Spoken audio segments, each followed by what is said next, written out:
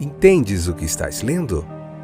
O podcast que te leva através das páginas da Bíblia. Livro por livro. Capítulo por capítulo. Uma exposição bíblica emocionante. Aperte os cintos e embarque comigo nesta viagem.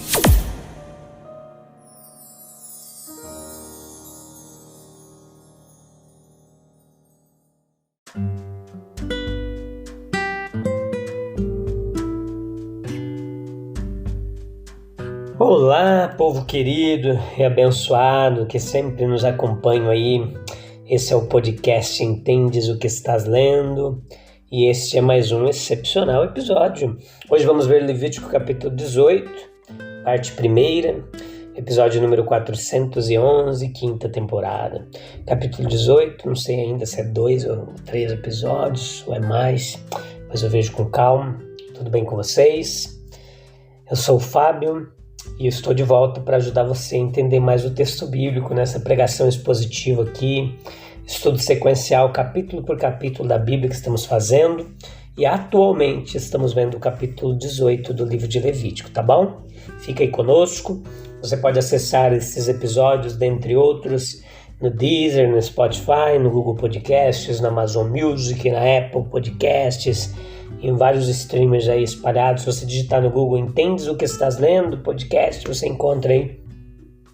Esse é um trabalho único, com o diferencial de que estamos fazendo um ensino claro e objetivo do texto bíblico, pautado por muita teologia bíblica aqui e vários comentaristas de muito renome e muitos eruditos, são mais de 100, que a gente usa aqui para pautar o nosso trabalho, por isso que a gente não consegue citar o nome de todos.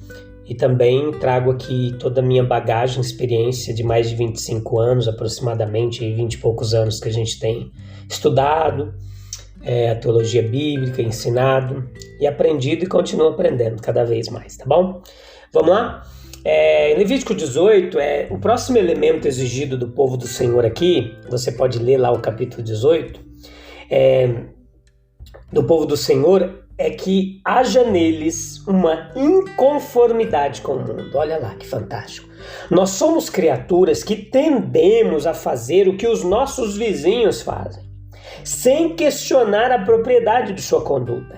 Sempre que adotamos, lembre-se disso, anota aí, sempre que adotamos o padrão comum de vida, sem indagar ou se perguntar como ele se relaciona com o padrão divino, estamos nos conformando com o espírito do mundo. Eu já disse isso aqui e vou repetir. Não existe dualidade sagrado e profano entre o secular e o sagrado, não.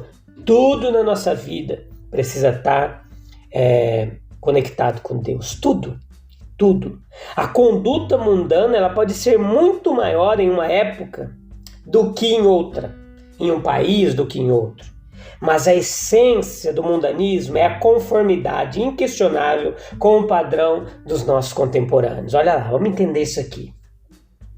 No presente capítulo, nós temos uma imagem terrível da imoralidade de Canaã. Pode ser lido em conexão com Romanos capítulo 1, versículo 18 ao 32, para você entender isso. Como mostrando a profundidade a que o desejo desenfreado ele pode descer. Os cananeus, eles não apenas parecem ter se entregado a uma licenciosidade mais imprudente com os parentes mais próximos, mas também se entregado à sodomia e até mesmo a relações carnais com animais, as chamadas zoofiliae.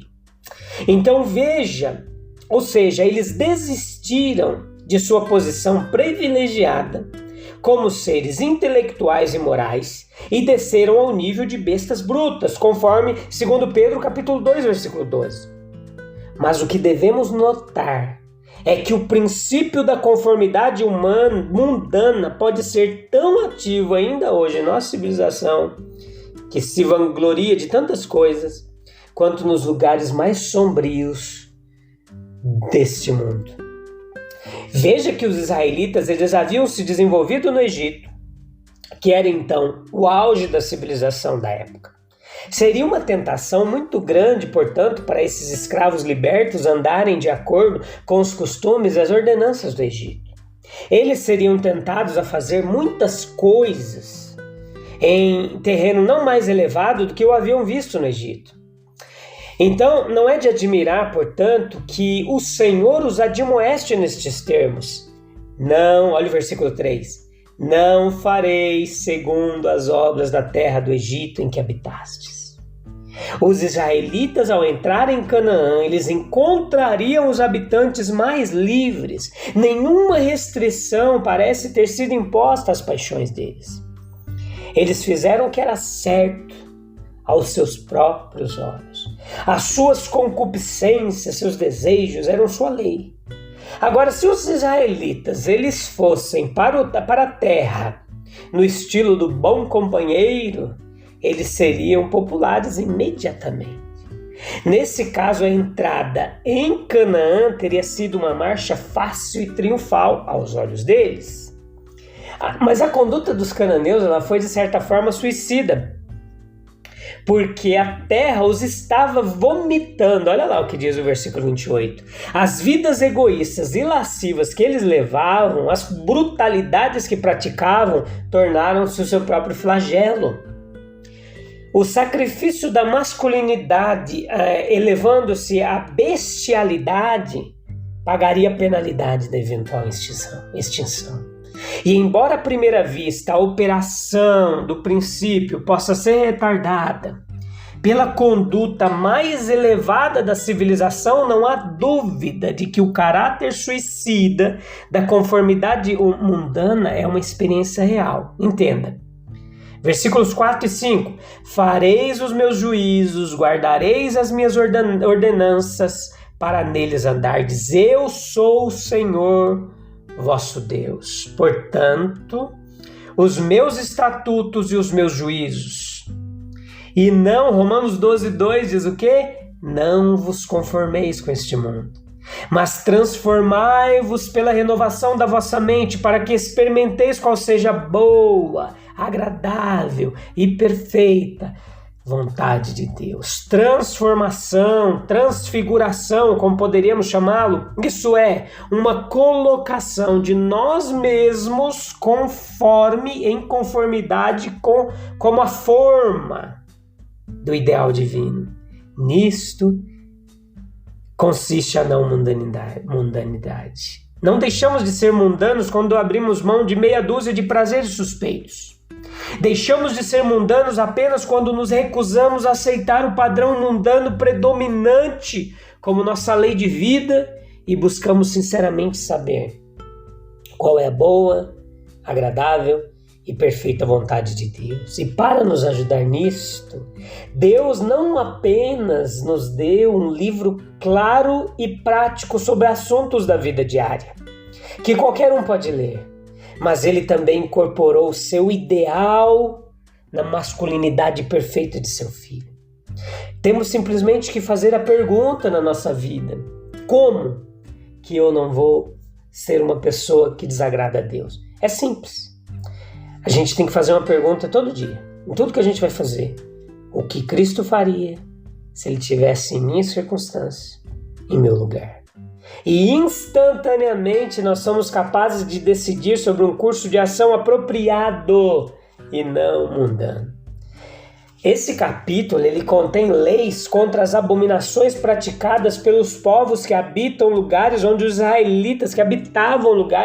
israelitas iriam morar, junto com as razões pelas quais elas devem ser evitadas pelo povo de Deus. O principal dos motivos é que eles são proibidos por Deus. Ele é o árbitro, o juiz supremo dos homens. Versículos 5 e 6. Eu sou o Senhor, ele diz. Ele é o nosso Criador. Seu poder sobre a obra de suas mãos é absoluto.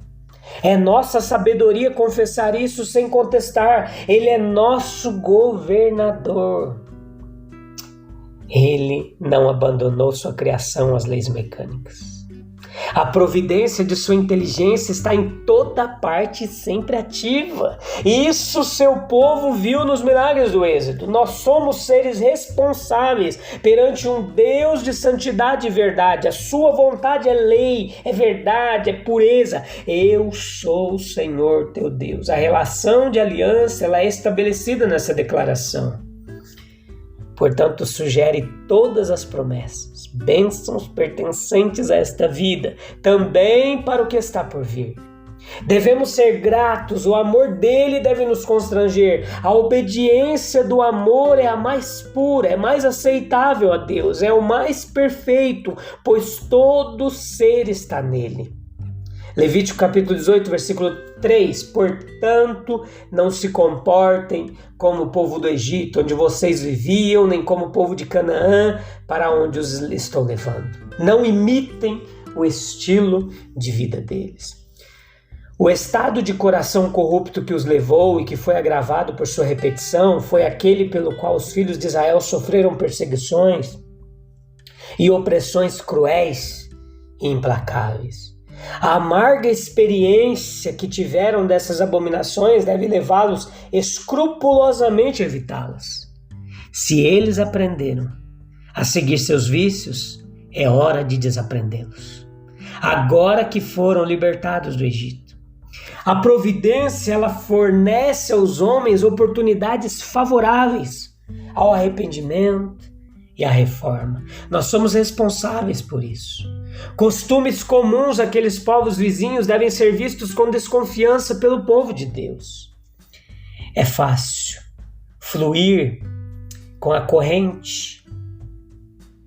É fácil. Difícil é ir contra a corrente. Devemos nos preparar para isso. Devemos olhar para Deus para fortalecer a nossa resolução e propósito de vida. Assim ele conduziu seu povo ao Egito, agora ele os conduz entre os cananeus.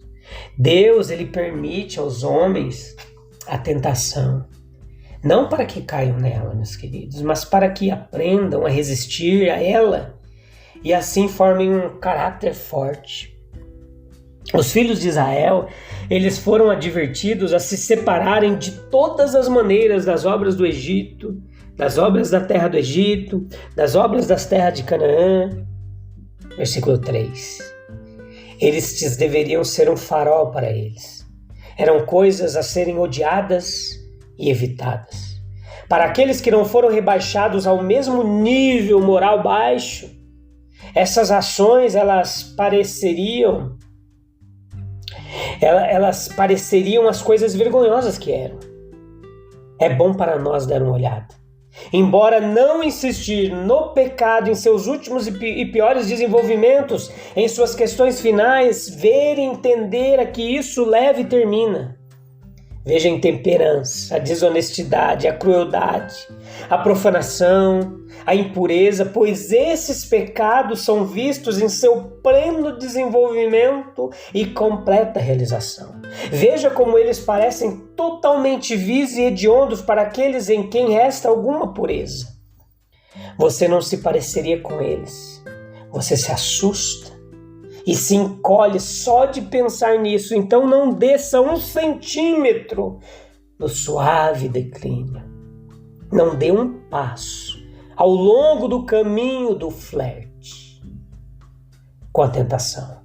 Se nos mantivermos bem, longe dos primórdios do mal, nós encontraremos um forte incentivo à pureza. Eu sou o Senhor vosso Deus. Fareis os meus juízos e guardareis as minhas ordenanças para andar neles. Eu sou o Senhor vosso Deus. Essas palavras solenes e pesadas ainda, sim, também, introduzem a proibição de vários desejos malignos. Paixões profanas não deveriam ser apenas odiadas e evitadas por causa da vergonha delas mesmas e por causa das más consequências que acarretariam, mas também, entenda e veja, e principalmente porque eram imperativamente proibidas por Deus. Eu sou o Senhor, não fareis essas coisas, etc.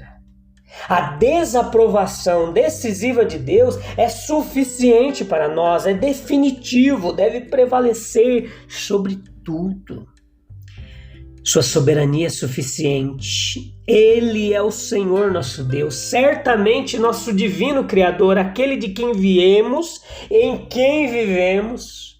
Sem o exercício contínuo de cujo poder deixaríamos de ser, a quem devemos tudo o que somos e temos, tem o direito soberano de decidir a nosso respeito que coisas podemos fazer e que coisas devemos evitar.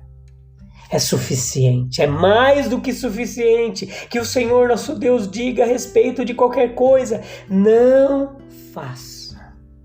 No entanto, existe o pensamento adicional de que Deus sabe melhor o que é bom e o que é mal.